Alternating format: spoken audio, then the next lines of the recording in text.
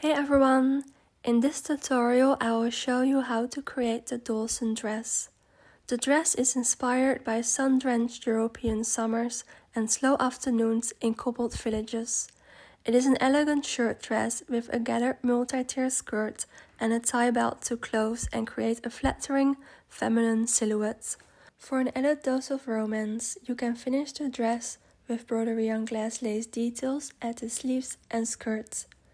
You can find the pattern and the list of materials in the description below, so let's get started. First, cut out all the pattern pieces from your fabric. For the collar and the front bands, place the side of the fusible interfacing with the glue to the wrong side of each matching fabric piece and iron on to secure it. I'm also placing a thin cotton on top of the interfacing to protect it from the hot iron. Sew the darts of the front pieces following the dart lines as indicated on the pattern. For this step I like to draw the lines of the darts with an erasable pen to make sure I sew them accurately.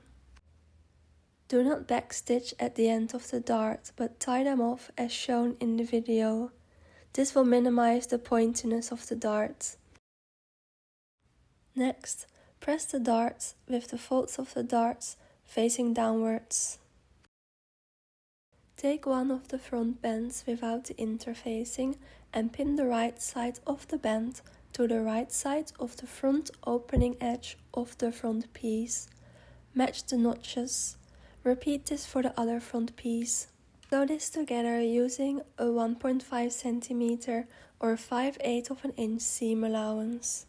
This seam allowance will apply to the rest of the pattern and this video as well, unless stated otherwise.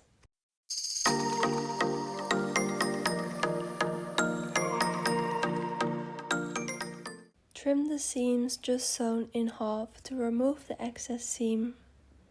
Then, fold and press the seam towards the front band.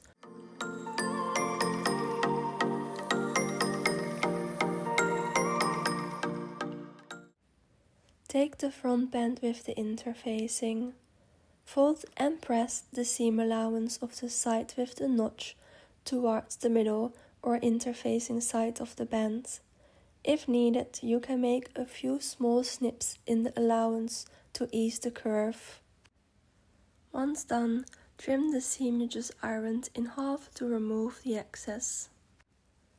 Pin the right side of the front band piece with the interfacing to the right side of the other front band, which has already been sewn to the top. Sew this together using a 1.5 cm or 5/8 inch seam allowance.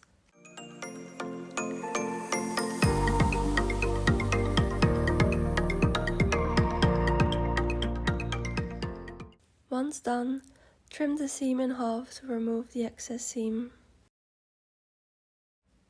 Make some small snips to ease the curve.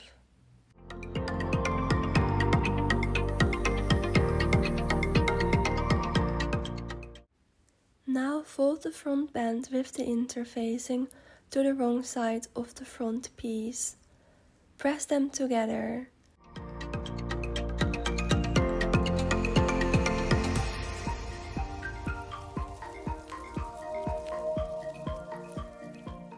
Use a slip stitch to secure the press edge of the interface front band to the wrong side of the front piece. To do a slip stitch, slide the needle through the press edge of the front band for 1 cm or 3/8 of an inch.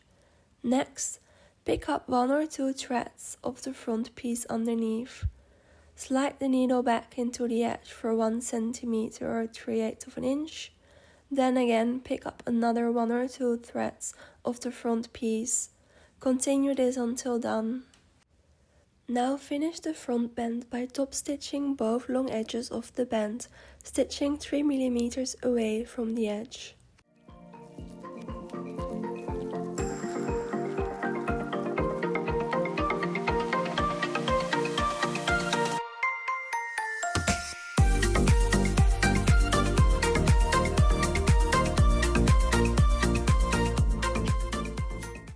Now take the back pattern piece. Pin the pleat of the back piece by folding the two vertical stitching lines together, matching the circles. The wrong sides are facing each other. Sew the two vertical lines together. Press the pleat flat.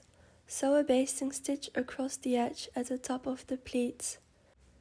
Take one of the yoke pattern pieces and pin this to the top of the back piece with the right sides facing each other.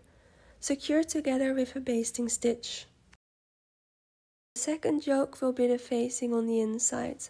For this yoke, fold and press the seam allowance on the shoulder edges to face the insides, so the wrong sides are facing each other. Pin the right side of the second yoke to the wrong side of the back piece. So right now the back piece is essentially sandwiched between the two yokes. Sew this together using a 1.5 cm or 5/8 of an inch seam allowance. Fold the two yokes over the seam so they are facing in an upward direction and press. Pin the front pieces to the top of the shoulders of the outer yoke, right sides facing each other. Do not pin to the inside facing yoke. This is the yoke which has the top seams pressed. Now sew this together using a 1.5 cm seam allowance. Once done, press the seam allowance towards the yoke. Use a slip stitch to secure the top of the pressed shoulder edges of the yoke facing over the seams just sewn.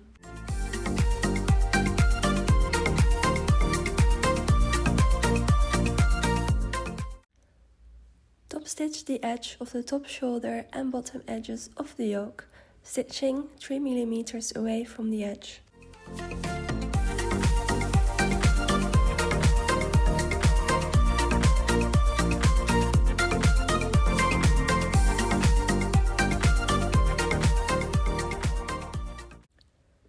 Pin the sides of the front and back piece together, right sides facing each other. Sew together using a 1.5 cm seam allowance. Finish the roll seam with an overlocker, zigzag stitch or other preferred finish of your choice. Once done, press the seams to the back piece. As a next step, we will sew the collar. First, secure the edge of the neckline with a 1 cm stitch line around the neck edge of the front piece and yoke. This is a stay stitch which will prevent the neckline from stretching during the collar assembly. Take the collar with the interfacing. Fold and press the 1.5 cm seam allowance of the outer curved edge inwards. You can also place small snips in the seam allowance to ease the curve, but make sure not to snip too close to the allowance. Once done, trim the pressed seam allowance in half. Pin the pressed collar with the interfacing on the other collar with the right sides facing each other. Sew the inner curve of the collars together. Only sew the part between the round notches, so the 1.5 cm of the notch edge remains open.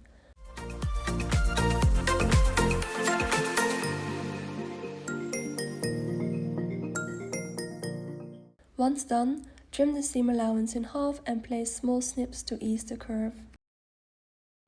Turn the collar so the right sides are facing outwards and the wrong sides are facing inwards.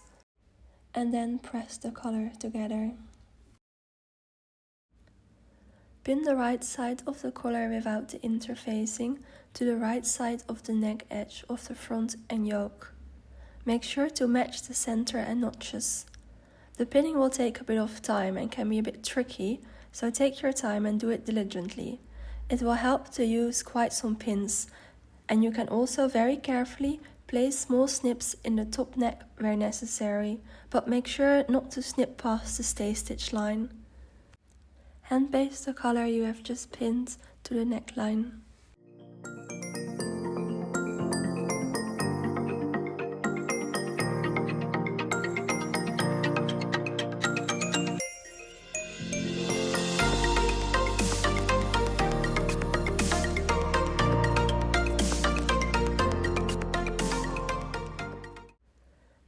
sew this together using a 1.5 cm seam allowance.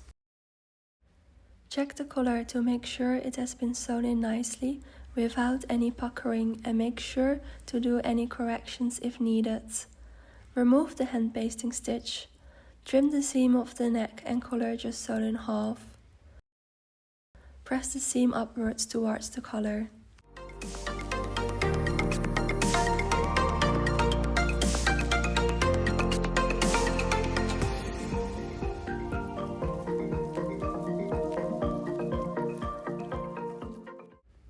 Use a slip stitch to secure the edge of the collar with the interfacing to the inside of the neckline. You can carefully trim any excess fabric in the corners, but do not trim too much as you still need to fold it within the collar. Then top stitch all the edges of the collar using a 3 mm allowance from the edges.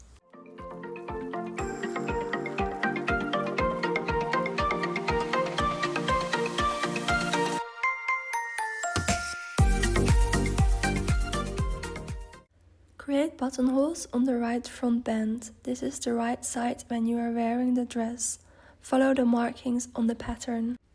Place your button in the sewing machine button foot and measure the length the hole has to be. Start at the top of the buttonhole with the sewing machine foot, at the top of the length we just measured for your button. Set the machine to the first step of the buttonhole and 0.5 mm stitch length.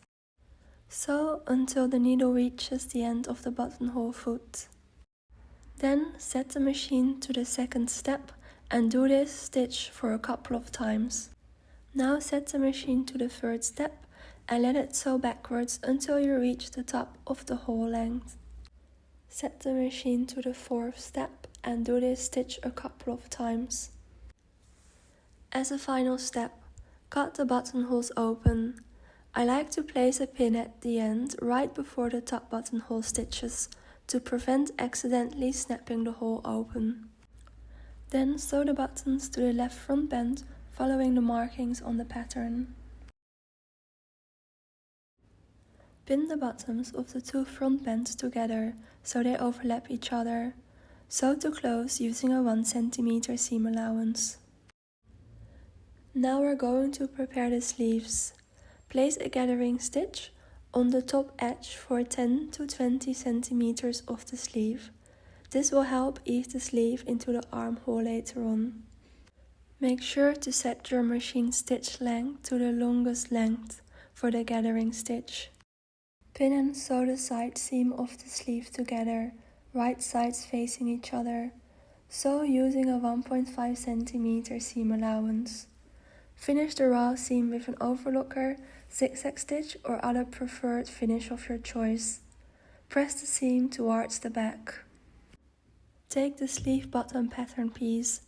Pin and sew the side seam of the sleeve bottom together with the right sides facing each other. Sew using a 1.5 cm seam allowance.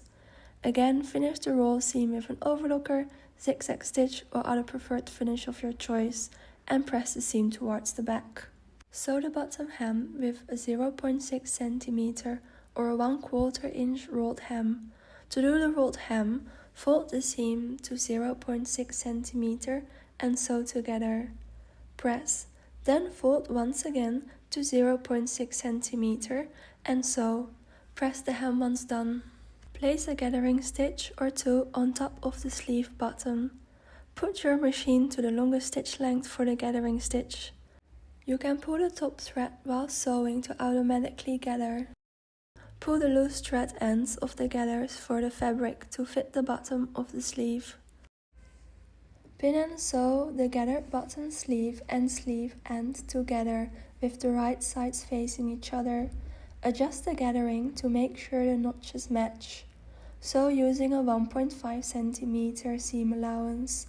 Finish the roll seam with an overlocker, zigzag stitch or other preferred finish of your choice. Press the seam upwards. Pin the sleeve into the armhole with the right sides facing each other and match the notches. You can use the gathering stitch placed at the top of the sleeve to slightly adjust and help the ease. First, hand baste the sleeve.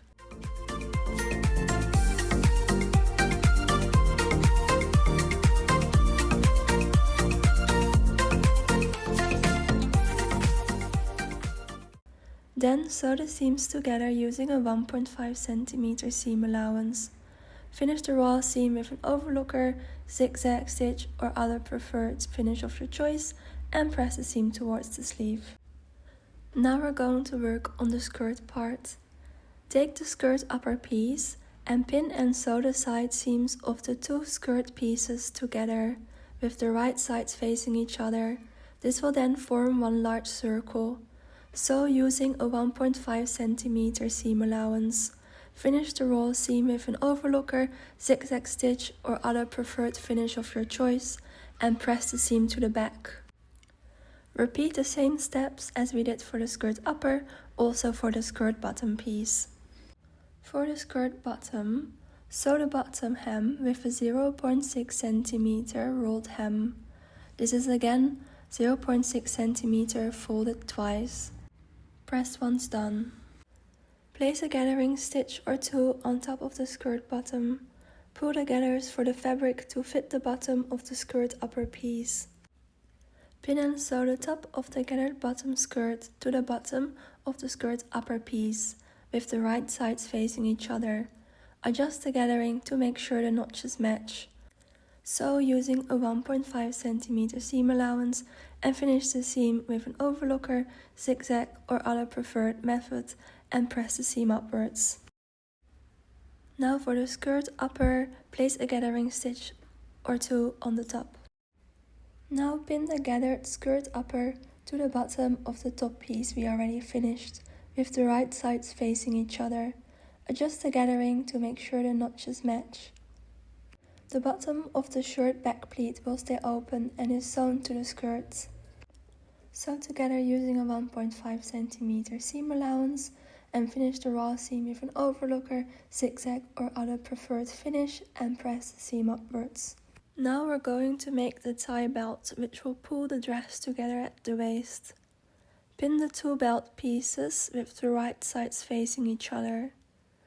You can put a safety pin in the inside at the end of the ends, which will help turning the belt inside out later on. Sew around the edges using a 1.5 cm seam allowance. Leave a 10 to 15 cm turning gap in the middle. Once done, cut the seam allowance in half and trim further down at the pointy ends, about 2 to 3 mm from the seam. Turn the belt through the gap so the right side of the fabric is facing outwards. Press the belt and then hand sew the turning gap to close.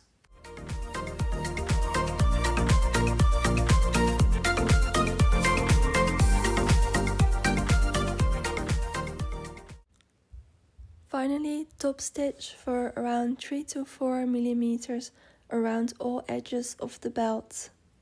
I will now show you how to add the lace trim. If you're making the version without the trim, the dress is finished now.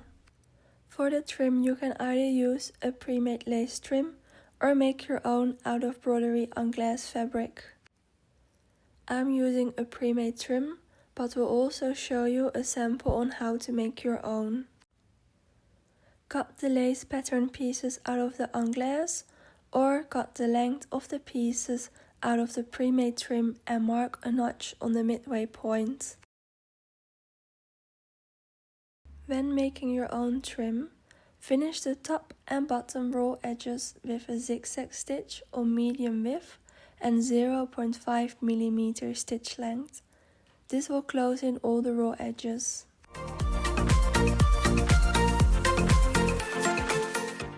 Trim any fraying threads if needed.